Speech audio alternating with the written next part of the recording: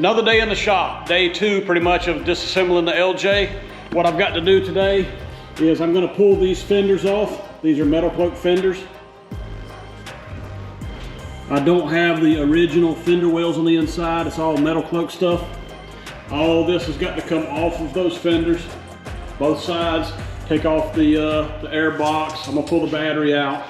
Try and get all this front clip off, maybe even get the grill off the front today, pull the radiator. But I've got to get all of that out. Make it a lot easier to get the 6-cylinder engine that's in there, the 4.0, get it out so I can get that Hemi in there. So come along and we'll get started. So I've got to start on the passenger side first. So I've got to remove this fuse block, gonna take off the factory air box. All of this has got to come out. I've got to take these panels out right here. Some people mount this aluminum to the outside. I've got it mounted to the inside. It's a little hard to get your fingers back here, especially with this one. We'll take the fender off first and then just start working to get all of that stuff out. Decided to take the battery out so I can get my hand way down there. I don't know if you can see, but way down there is this bolt. I'm just trying to make it a little easier on myself. So I took the connector loose right here off the battery, leave all this together because I want to use this stuff. We'll take this off and this entire fender. So the reason you take this plate out is so you can get to these screws right here a lot easier. That allows me to move this entire fender. And these fenders here, they are aluminum. I went ahead and got the aluminum fenders. I really like these fenders. All right, so I got the fender off. So now I've got real good access to motor mounts and where I can get in here. I still have the fuse block attached. It attaches up here and it runs back. All of this wiring here, that's on this firewall that goes to this fuse block, it has to come out. That fuse block has to go to hot wire. This fuse block doesn't actually go because I have a part number right here. So I found another fuse block out of a junkyard and I bought that for like 150 bucks. The wait time on the wiring harness from hot wire was about 13 weeks and I didn't want to take my Jeep down for 13 weeks. So you know, I went to the junkyard and bought exactly what I had, sent that off, and now I have an extra wiring harness. So this is the computer that's got to come out, the PCM. So as you can see on this side over here, it's missing a plug. And the reason it's missing a plug is mine's a manual. This is the plug that runs the automatic transmission. So that's the reason I had to buy a new PCM. So I'll take this one off, all this wire and everything else will come out and the new one will go in. Now that this side is removed, come over here, rinse and repeat. Do the same thing on this side. Take all of this off so I have good clearance so I can get in there and do some work.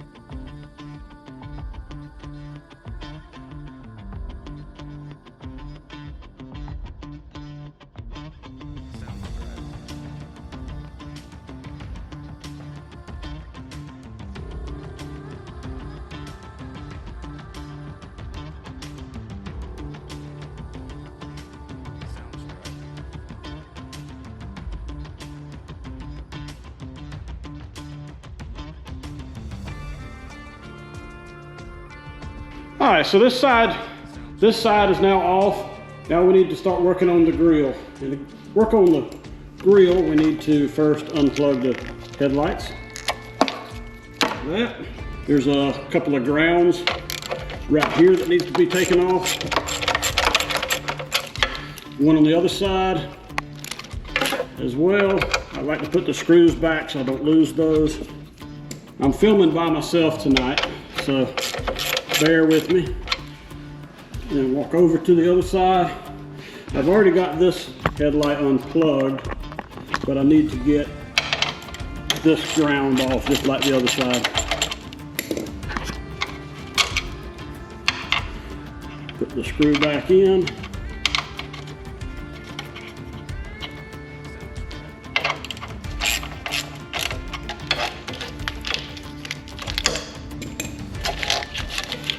I'll get those wires there here shortly. I will need to vacuum all the AC stuff out, and then we can separate the radiator from the grill, and I'll do that right now. To do that, it'll be this bolt here and that bolt under there that you can see, and that'll be like that on both sides. I think the other side maybe has one in the middle as well, but that's what we'll do. All right, to get this side, it's right there.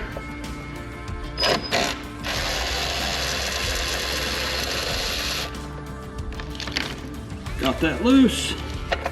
Grab it so it don't drop down. Not all the way loose yet.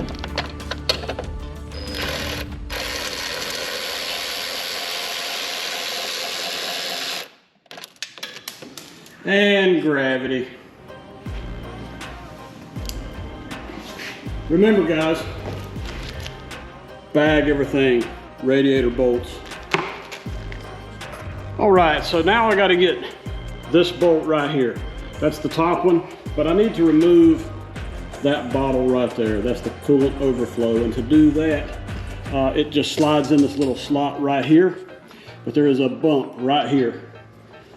Stick your screwdriver right here, twist it a little bit, and that will pull right up. I don't know if I can do this with one hand, but twist it a little bit like that, pick up on it, and it comes right out. That way it's out of the way, I can get to the rest of my bolts. Now that that's out of the way, I can come in here with this.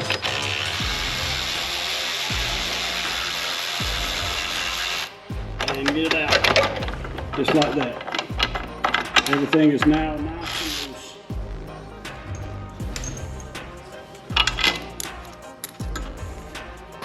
All right, the next bolt that I want to get off is this one, right there. That holds the bottom of the radiator, or the grill, I'm sorry, not the radiator, but the grill. So just take that one off. I quit hitting the camera.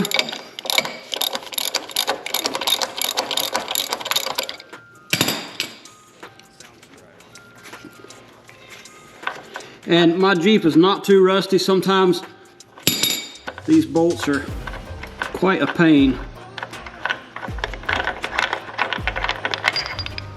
So drop that out. That's actually one of the spots where if you have a body lift, you'll put that puck in there. Before I get too much further, I want to drain the radiator.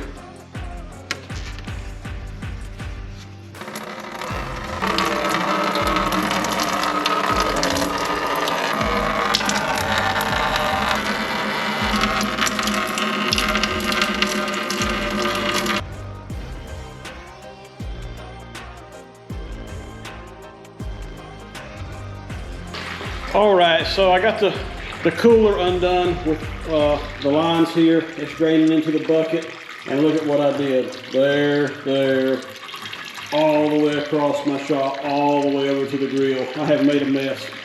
So I'm gonna spend a few minutes, get on my hands and knees, clean all this up. I'm kind of particular about my floor.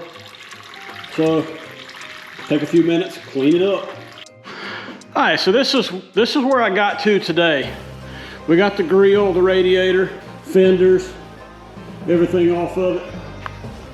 I don't have much time in the evenings. The wife is already hollering at me to come in there and eat and all that kind of stuff. So that's it for today. I'll be back out here again. I don't know if I'll be out here tomorrow, but I'll be out here the next day. So I'll see you guys then. Another day in the shop. I'm back at it again with the LJ. Pulling the engine out. I have got all the connectors and everything else taken off, the PSC Pump is laying over here. Unhook the air conditioning. Everything is off the motor. Fixing to get it on the lift, and I'll go ahead and take out the belly pan, pull the transfer case, get everything prepped to pull the engine out. Got it up on the lift. So what I've got done so far is I have undone the transmission bolts that holds it on here. I've got the transmission supported with the big jack stand. I've got this plate, the belly pan, supported with the transmission jack. I have taken out all of these bolts. These bolts hold the center section of the belly pan on. It is a moto-built system. So once I get the belly pan off, I will unconnect a few more connectors off the transfer case, unconnect some linkage on the transmission, drop the drive shafts front and rear, and just keep disassembling until I get enough stuff off of it to pull it out. Got the drive shafts out. There's the front drive shaft, and over here is the rear drive shaft. So those were a bit of a chore to get out using red Loctite, so they're stuck in there pretty good. So everything is undone. I've still got my jack stand holding up the transmission. I do have this strap right here holding it up, so I can take that jack stand right there out and lower it back down when I pull the engine. Got everything unplugged, all my cables and all unplugged. But I want to show you a couple things. This linkage right here. Linkages some people have a lot of trouble with. So if you just take a tool like this, it's just a body tool, stick it right in that groove right there, and you can work it right out, just like that. Another thing I want to show you is when you take the exhaust off, I have the exhaust over here in the floor, these rubber exhaust mounts, those there, they can be a real pain to get off. A lot of people will take a screwdriver and poke right here and here and here and try to get those things off. Let me show you an easy way to do this. So I put this one back on just so we can get up to it. But that's what they have trouble getting over right here. So if you take some pliers, some channel lock pliers, and hook it right here,